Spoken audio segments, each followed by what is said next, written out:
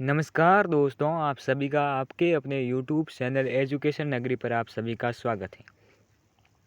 आज हम VMOU BA first year का पेपर कोड है आपका SI01। आपका एग्जाम है 19 अगस्त को। आपका सब्जेक्ट का नाम है भारत का इतिहास। कौन सा? वो भी कहाँ से कहाँ तक, प्रारंभिक काल से 12वीं ईस्वी तक। SI01 पेपर कोड है, ये क्लास नंबर हमारी 1 होगी।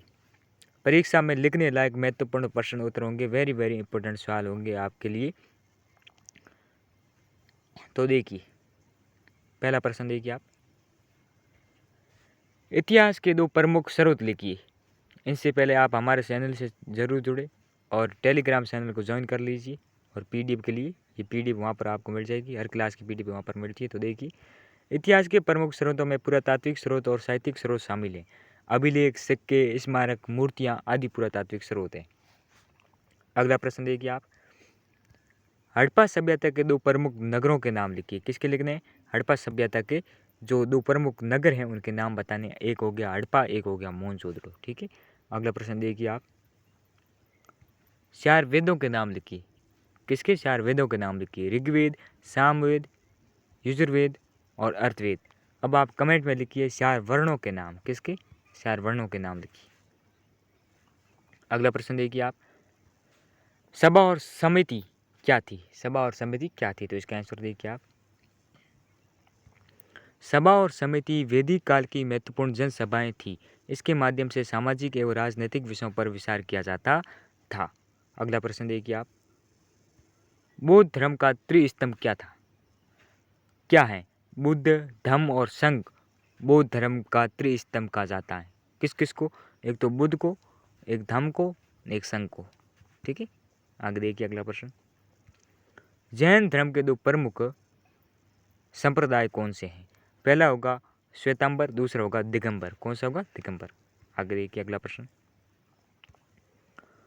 कि अर्थशास्त्र के लेखक कौन है? किसकी बात हो रही है? अर्थशास्त्र के लेखक है कौटिल्य चाणक्य। कौन है? कौटिल्य चाणक्य। टेलीग्राम चैनल को जरूर ज्वाइन करें। ये आप कमेंट बॉक्स में आपको ये लिंक मिल जाएगी, यहाँ पर क्लिक करके आप टेलीग्राम से जुड़ सकते हो इस पीडीएफ के लिए। और हमारे चैनल एजुकेशन नगरी को सब्सक्राइब जरूर करें। अगला प्रश्न देखिए आप। अशोक के 2 अभिलेख बताइए। गिरनार अभिलेख और धौली अभिलेख। ये किसके? अशोक के। अगला प्रश्न है 4 वर्णों के नाम लिखिए। ब्राह्मण, क्षत्रिय, वैश्य और शूद्र। ये क्या? 4 वर्ण है। अगला प्रश्न है आपका। बुद्ध ने अपना प्रथम उपदेश कहाँ दिया था? वेरी इंपॉर्टेंट सवाल है, 100% आने की संभावना। सारनाथ में। कहाँ दिया था? सारनाथ में। अगला सेक्शन देखिए ब। प्रश्न देखिए आप। वेरी वेरी इंपॉर्टेंट सवाल होगा। वैदिक धर्म एवं संस्कृति की प्रमुख विशेषताओं की व्यवस्था कीजिए। वेरी वेरी इंपॉर्टेंट सवाल है, हर बार ये बीए के हर एग्जाम में पूछा जाता है। वेरी वेरी इंपॉर्टेंट सवाल। इसका आंसर देखिए आप। वैदिक धर्म का विकास वैदिक काल में हुआ। कब हुआ? वैदिक धर्म का विकास वैदिक काल में हुआ। इसका प्रमुख आधार वेद थे। क्या था? वेद थे। प्रारंभिक वैदिक काल में प्रकृति की शक्तियों की पूजा की जाती थी। इंद्र, अग्नि, वरुण, सूर्य प्रमुख देवता थे। वैदिक धर्म में यज्ञ का विशेष महत्व था। लोग देवताओं को प्रसन्न करने के लिए यज्ञ और मंत्रों का प्रयोग करते थे। प्रारंभ में मूर्ति की पूजा विशेष महत्व नहीं थी। वैदिक संस्कृति में परिवार और समाज का महत्वपूर्ण स्थान था। समाज में वर्ण व्यवस्था विकसित हुई। सभा और समिति जैसी संस्थाएं राजनीतिक जीवन में महत्वपूर्ण थी। इस प्रकार वैदिक धर्म एवं संस्कृति ने भारतीय सामाजिक, धार्मिक और राजनीतिक जीवन के विकास में महत्वपूर्ण योगदान दिया। अगला प्रश्न देखिए आप कि सिंधु घाटी सभ्यता की प्रमुख विशेषताएं बताइए। सिंधु घाटी सभ्यता भारत की प्राचीन नगरीय सभ्यताओं में से एक थी। इसकी प्रमुख केंद्र हड़प्पा हो गया, मोहनजोदड़ो होगा, धोलावीरा और लोथल थे। लोथल आपकी गुजरात में, धोलावीरा गुजरात में, मोहनजोदड़ो सिंधु नदी के किनारे, हड़प्पा आपका सिंधु नदी के किनारे। इस सभ्यता की सबसे बड़ी विशेषता इसकी नगर योजना थी। सड़कों को व्यवस्थित रूप से बनाया गया था तथा जल निकासी की उत्तम व्यवस्था थी। मकान पक्की ईंटों से बनाए जाते थे। लोग कृषि, पशुपालन और व्यापार करते थे। मिट्टी के बर्तन, आभूषण, मूर्तियाँ और मुहरें उनकी कला कुशलता को दर्शाती हैं। धार्मिक जीवन में मातृ देवी और पशुपति जैसे मान्यताओं के प्रमाण मिलते हैं। इस प्रकार सिंधु सभ्यता विकसित नगरीय जीवन और तकनीकी कुशलता के लिए प्रसिद्ध थी। अगला प्रश्न देखिए आप कि मौर्य प्रशासन की प्रमुख विशेषताएं लिखिए। मौर्य साम्राज्य में शक्तिशाली और केंद्रीकृत प्रशासन था। सम्राट प्रशासन का सर्वोच्च अधिकारी था। कौन था? सम्राट। सम्राट यानी राजा के ऊपर सम्राट था। उसके बाद में इस प्रकार से था सम्राट, सम्राट के नीचे राजा। एक मिनट विस्तार से बता देते हैं आपको। सबसे पहले सम्राट, सम्राट के नीचे राजा, राजा के नीचे सामंत, सामंत के नीचे जागीरदार, जागीरदार के नीचे थे आपके किसान। इस प्रकार से ये था। साम्राज्य को विभिन्न प्रांतों में बांटा गया था। प्रांतों के प्रशासन के लिए अधिकारियों की नियुक्ति की जाती थी। नगर और ग्राम स्तर पर भी प्रशासनिक व्यवस्था थी। मौर्य शासन में कर व्यवस्था विकसित थी। कृषि राज्य की आय का प्रमुख साधन थी। सेना बहुत शक्तिशाली थी और साम्राज्य की सुरक्षा में महत्वपूर्ण भूमिका निभाती थी। मौर्य की बात हो रही। मौर्य अशोक के समय प्रशासन ने में नैतिकता और जन कल्याण पर भी जोर दिया गया। इस प्रकार मौर्य प्रशासन प्राचीन भारत की विकसित प्रशासनिक व्यवस्था में से एक था। अगला देखिए, कनिष्क की उपलब्धियां का मूल्यांकन कीजिए। कनिष्क कुषाण वंश का महान शासक था। उसके शासनकाल में कुषाण साम्राज्य का विस्तार हुआ। वह बौद्ध धर्म का प्रमुख संरक्षक माना जाता था। कनिष्क के समय बौद्ध धर्म के प्रसार को विशेष प्रोत्साहन मिला। उसके संरक्षण में बौद्ध विद्वानों ने महत्वपूर्ण कार्य किए। उसके समय कला और संस्कृति का भी विकास हुआ। गांधार कला का विकास कुषाण काल की महत्वपूर्ण उपलब्धि थी। व्यापारिक गतिविधियां को भी बढ़ावा मिला। इस प्रकार कनिष्क का शासन राजनीतिक विस्तार, बौद्ध धर्म के संरक्षण और कला संस्कृति के विकास के लिए महत्वपूर्ण माना जाता है। आगे देखिए, गुप्तकालीन विज्ञान एवं तकनीकी विकास पर प्रकाश डाली। गुप्त काल को भारतीय संस्कृति के विकास का महत्वपूर्ण काल माना जाता है। इस समय गणित, खगोल विज्ञान, चिकित्सा और धातु विज्ञान में उल्लेखनीय प्रगति हुई। आर्यभट्ट ने गणित और खगोल विज्ञान के क्षेत्र में महत्वपूर्ण योगदान दिया। उन्होंने पृथ्वी की गति तथा खगोलीय घटनाओं के संबंध में विस्तार प्रस्तुत किया। गुप्त काल में धातु विज्ञान भी उन्नत था। दिल्ली का लौह स्तंभ प्राचीन भारतीय धातु तकनीक की उन्नति का उदाहरण माना जाता है। इस प्रकार गुप्त काल में विज्ञान, तकनीकी ज्ञान के विकास ने भारतीय ज्ञान परंपरा को समृद्ध किया। आगे देखिए अगला प्रश्न कि राजपूत समाज एवं संस्कृति की विशेषता बताइए।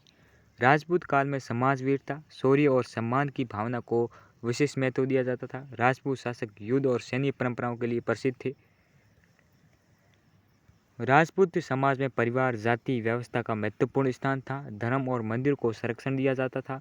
इस काल में अनेक मंदिरों और दुर्गों का निर्माण हुआ। साहित्य और कला को भी राजाओं का संरक्षण प्राप्त हुआ। राजस्थान सहित उत्तर भारत में अनेक राजपूत राज्यों ने अपनी विशिष्ट सांस्कृतिक परंपराएं विकसित की। अब हमारा सेक्शन होगा सी। इससे पहले हमारे चैनल एजुकेशन नगर को सब्सक्राइब करें और टेलीग्राम चैनल से जुड़ जाए इस पीडीएफ के लिए। जी हाँ, टेलीग्राम से और चैनल को सब्सक्राइब कर दीजिए। अगला प्रश्न होगा आपका सेक्शन सी का कि प्राचीन भारतीय इतिहास के साहित्यिक स्रोतों का वर्णन कीजिए। तो देखिए आप, प्राचीन भारतीय इतिहास के अध्ययन में साहित्यिक स्रोतों का महत्वपूर्ण स्थान है। इस स्रोत से तकनीकी, राजनीतिक, सामाजिक, धार्मिक और आर्थिक जीवन की जानकारी प्राप्त होती है। अब बात करते हैं हम साहित्यिक स्रोत का मुख्य कारण। देखिए आप, धार्मिक और धर्मनिरपेक्ष साहित्य में बांटा जा सकता है। धार्मिक साहित्य में वेद हो गया, ब्राह्मण ग्रंथ, उपनिषद, रामायण, महाभारत, पुराण, बौद्ध ग्रंथ और जैन ग्रंथ प्रमुख थे। वेदों से वैदिक समाज, धर्म और राजनीतिक संस्थाओं की जानकारी मिलती है।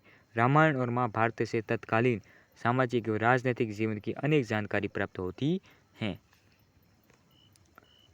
बौद्ध साहित्य में त्रिपिटक महत्वपूर्ण है।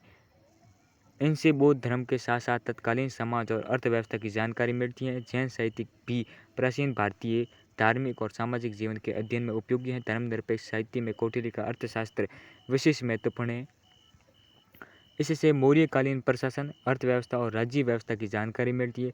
कल्हड़ की राजतरंगिणी भी ऐतिहासिक दृष्टि से महत्वपूर्ण रचना है। इस प्रकार साहित्यिक स्रोत प्राचीन भारतीय इतिहास के पुनर्निर्माण में महत्वपूर्ण भूमिका निभाते हैं। अगला प्रश्न होगा हमारा,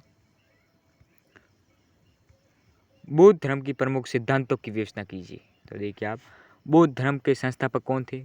गौतम बुद्ध। कौन थे? गौतम बुद्ध। उन्होंने मानव जीवन के दुख और उनके समाधान को अपने धर्म का आधार बनाया। वेरी इंपॉर्टेंट सवाल है, स्टार लगा रखा है। बुद्ध ने 4 आर्य सत्यों का उपदेश दिया। पहला सत्य, जीवन में दुख। दूसरा, दुख का कारण तृषा।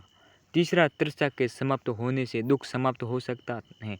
चौथा, दुख समाप्त करने का मार्ग, अष्टांगिक मार्ग। अष्टांगिक मार्ग में सम्यक दृष्टि, संकल्प, वाणी, कर्म, आजीविका, प्रयास, स्मृति और समाधि शामिल हैं।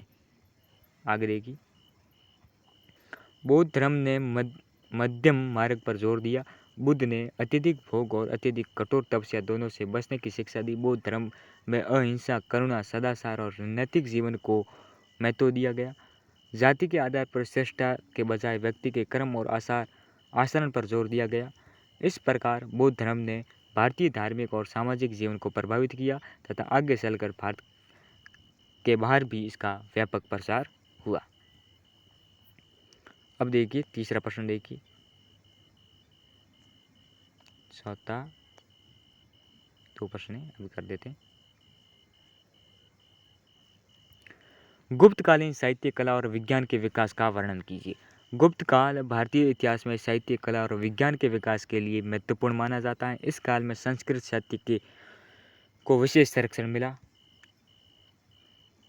कालिदास गुप्त काल के प्रसिद्ध साहित्यकार माने जाते हैं। उनकी रचनाओं में अभिज्ञान, शकुंतला, मेघदूत और रघुवंश प्रमुख हैं।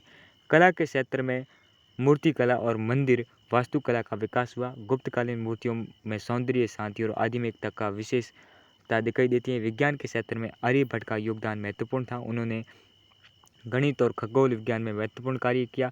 दशमलव पद्धति और गणितीय ज्ञान के विकास की भारतीय परंपरा भी इस काल में आगे बढ़ी।